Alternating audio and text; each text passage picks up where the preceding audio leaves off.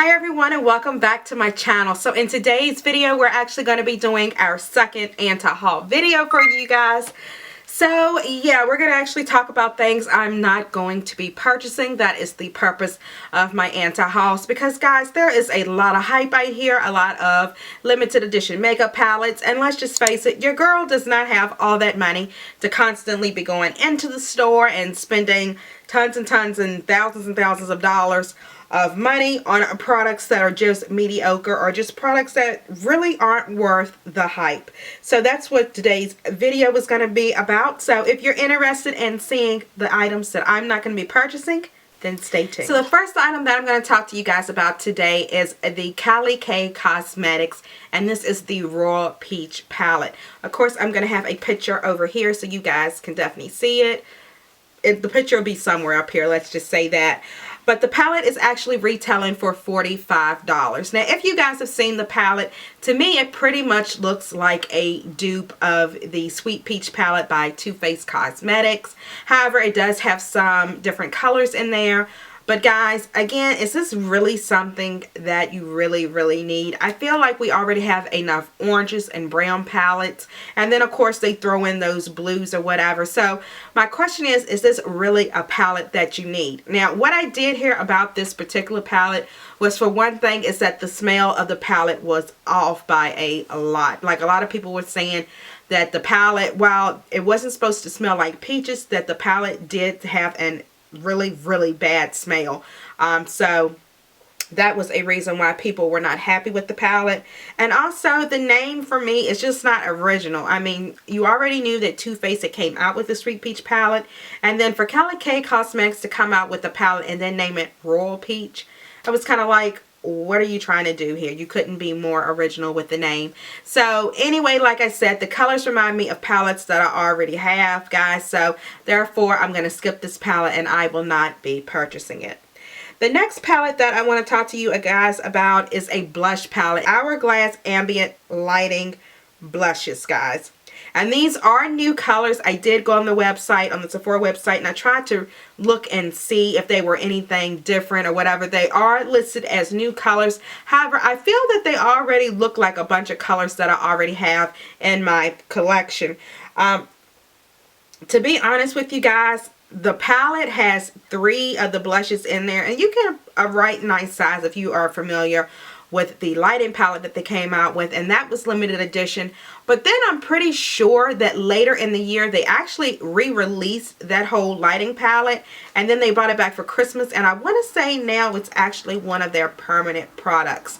So again, this is going to be one that I skip out on, because I think that I do have some of the colors, and I just don't feel that this is a palette that you really need. While Hourglass has done a great job with having those type of blushes and those type of different powders for your face and everything, I just really don't feel that this blush palette is going to be one that you need. And of course, guys, there are a lot of great alternatives, some in the drugstore or high-end, whatever you're looking for, but I don't think you need to spend the 62 bucks for this particular palette, and for that reason, I'm going to skip out on it. The next thing I want to talk about is the Urban Decay. This is the After Dark eyeshadow palette, and this palette is running $49. Now, while the price isn't that bad as compared to some of the Urban Decay palettes, you guys, the thing I don't like about this particular palette is its really bright colors, and it just comes off to me as more of a seasonal palette, meaning that you might wear a couple colors out of it, but it's not going to be good for everyday wear. It's definitely not an everyday wear palette with those electric colors, and so therefore I'm going to pass on this palette.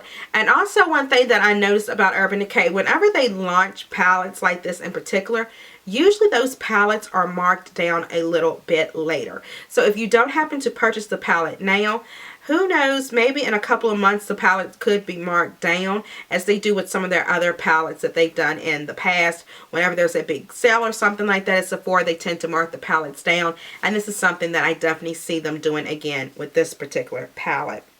The next palette I'm going to talk to you guys about is another eyeshadow palette, but this one is by Mercier. And this one is ranging from $48. Now, looking at the palette, I've looked at it on the Sephora website, and this palette doesn't seem like anything out of the box to me, guys. it comes off to me as just being a regular eyeshadow palette. You have a dark royal blue, it looks like a black, and then you have it's like 3 matte shades, and it looks like 3 shimmers or semi-satins that are in here, and then it also comes with a white powder on the side. While the reviews on the palette are kind of mixed, someone says that it has pretty colors, it's the perfect compact for travel, editorial eye, smoky eye palette. If that's all you're going to do with the palette, then that might be something that you want to purchase. But as for me, I can get these dark shadows with any other palette that I own. And also, if you wanted to really make your own palette like this, let me suggest that you try the Makeup Geek shadows. I know her shadows have some of the best pigment out there on the market. So if you just want to probably save quite a few bucks, as this palette is running $48, I would definitely say try the Makeup Geek eyeshadows, and you could probably replicate that particular palette.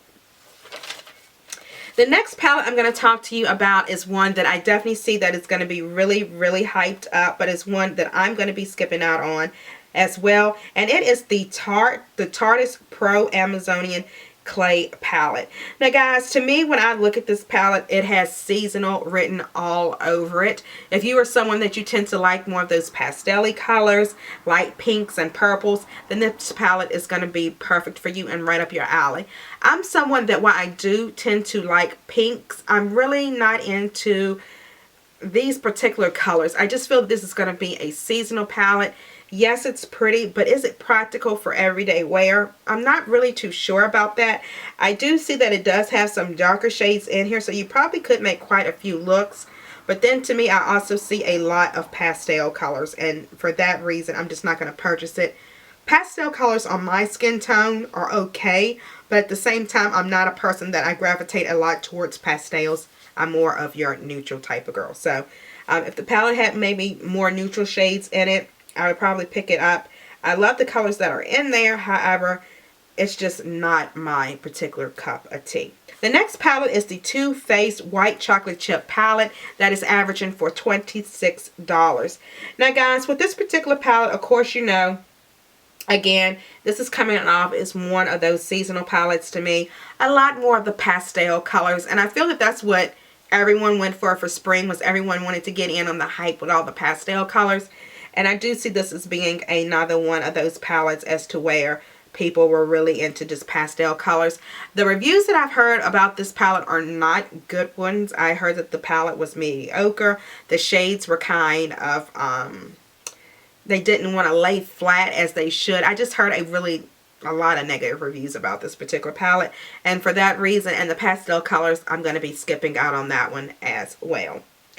The next palette I have is also by Too Faced, but this is the Sweet Peach Glow Peach Infused Highlighting Palette. Oh my god, could the name be any freaking longer, you guys? I mean, the names of these palettes that they're coming out with, it's like, you don't need to say all that. You could have just said Too Faced Highlighting Palette and we would have got the picture. It was a highlighter.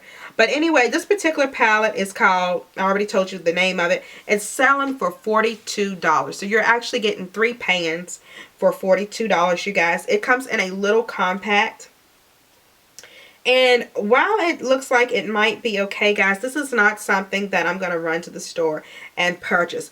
For the most part, what I heard is that the blush and the bronzer are just okay, but that everyone seems to love the highlight. Now, I'm not sure. I'm not going to be purchasing this palette. But from what I did see on some people, you can rock this highlight.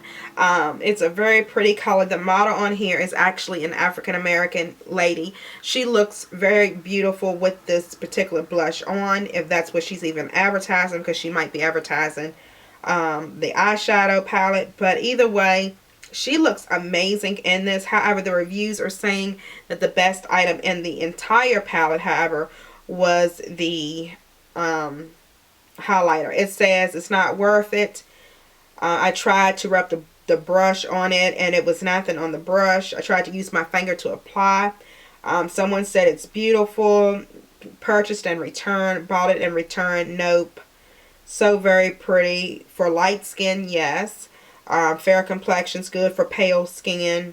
The colors were just So you're getting a lot of different reviews on here, guys, but for the most part, from what I heard from everyone that I watch on YouTube and just everyone that I've personally talked to about the palette, that they said it was a no-go. And for that reason, I'm not going to be purchasing it. I do think there are better highlighters out there. You guys know I am in love with my Cover FX products. So those are the highlights that I tend to use. And the Anastasia, the original glow kit, is what I have on today for my highlight, and I think it does a wonderful job. So there you guys go, another quick anti-haul video for you guys.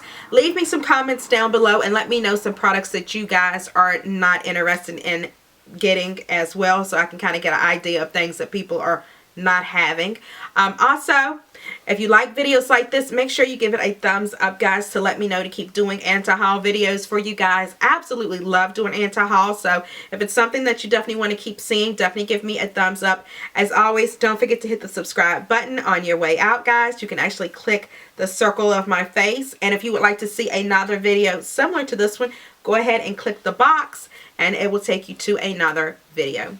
Thank you guys so much for watching this particular video, and I will see you guys in the very next one. Bye.